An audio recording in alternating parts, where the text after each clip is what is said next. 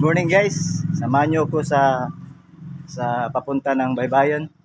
So low tide ngayon, saktong-sakto. So doon akin kayong ipasyal para naman maka-know kayo kung ano ang sistema ng mga pahanap buhay dito doon. So meron doon pang Agumaa, yung Pambulaw, at saka merong pang Caraballas. So para maka-know kayo kung ano ang hanap buhay ko doon. Okay guys, tatakbo tayo. Baka meron ng bangkang dumating, baka mahuli tayo. Dahil wala pang bangkang dumating, ito ako, tatayo-tayo, uupo-upo, at yuyuko-yuko, para bang may problema. Ganun talaga, pag walang jowa. Okay guys, lulusong tayo sa tubig. Tama ba ako sa pagkabigkas ko? Lulubog sa tubig. Ayan. Lulusong, lulubog, lulubog o lulusong. Okay na yun. So, pupunta tayo dito guys. Mag-abang tayo ng pump boat na dumating. Yan. Meron na nga oh. Yan. Dumating na yan. Ayan guys. Lubog lang ako sa tubig guys. Habang tayo nag-aabang ng pump boat. So, lulubog muna. Para naman press na press ba, di ba? So, okay. Halika guys. Pupunta na natin ang yung bangka na unang dumating. So ayan na sila guys, malapit na. May isang bangkang nakabara dito. Wala to, hindi sila nanagat. Siguro, iwan ko. Siguro baka lasing lang o ano ba. Hindi ko alam. Maya akyat tayo guys para naman malaman natin kung meron bang laman, may huli ba o maliit. Guys, ipakita ko sa inyo ang huli nila, pero hindi to huli lahat nila. Siguro piraso lang to. Yung para lang sa buso. Yung nag-upod sa kanila. Yung sumama ba? Kasi dalawa lang silang sumama siguro. Pang ano to, pang ulam to sa bahay. Gani.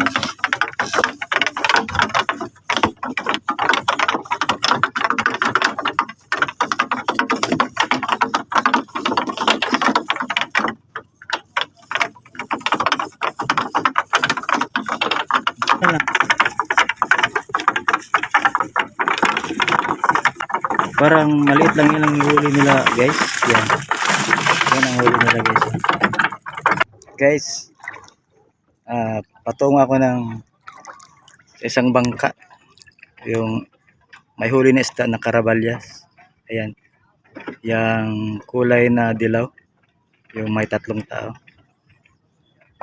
Tandaan lang ako maglakad dito guys kasi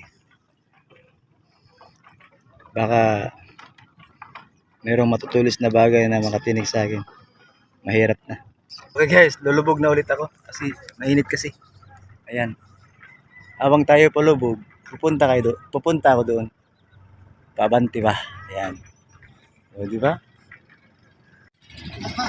Okay guys, ito na guys. Malapit na tayo sa ating ruta. Ang ating lalapitan. Maya akyat tayo. Okay guys, ito ang uri ng pangingisda. Ito ang yung hanap buhay ko ngayon. So ito yung isda na to, tinatawag to na Caraballas. Sikat to sa Cebu, kahit saan pwede to mabiyahe. Yung after mabilad. Yan. Ito ang hanap buhay namin dito. So magsipag lang kami kahit anong mga pangista, merong aring Agumaa o Bulaw. Yan, pinagtulong-tulungan nila guys yung pagkuha ng balim o Caraballas.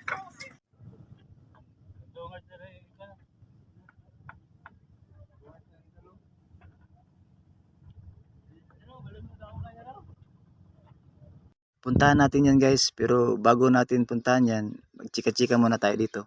Nag-change pala ako ng content guys kasi hindi ko na makaya. Super busy na talaga eh. Mangingisda kami ng madaling araw at at saka pag tanghali magtatay ako ng lambat. So hindi ko na kaya. So parang matamlay na ang katawan ko dyan. Wala nang pulso ang mga daliri ko sa pagdodraw. Ayan guys, nakaakit na tayo. Kung napansin nyo. So ibang uri na isda ang nakita nyo kanina. Ito ngayon, ang tinatawag na Carabalyas. Ayan. Sabi ni Ninong Baby, totoo ngayon na, totoo.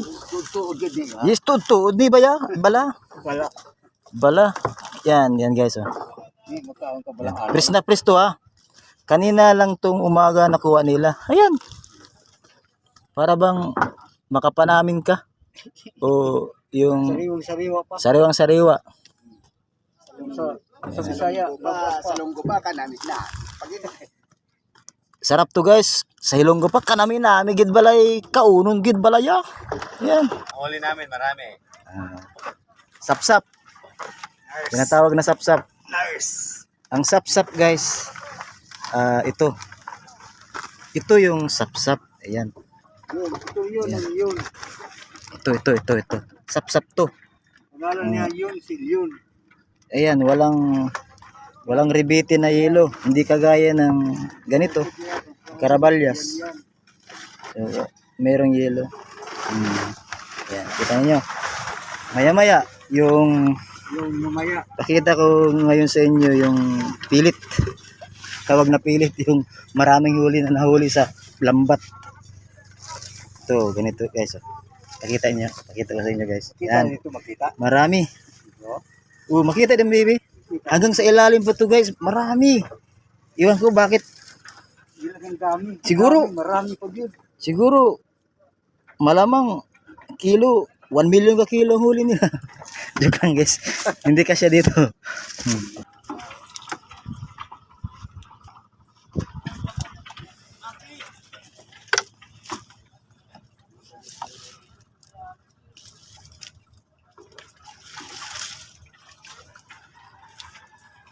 Parang ating makikita mo. Makikita mo. Itong pablukan na lang. Dahil masipag ako guys. Tinutulungan ko sila sa pagkuha ng isda. Baka maya-maya bigyan ako ng pangulam. O di ba? Libre. Allah. Baru. Mana yan ya?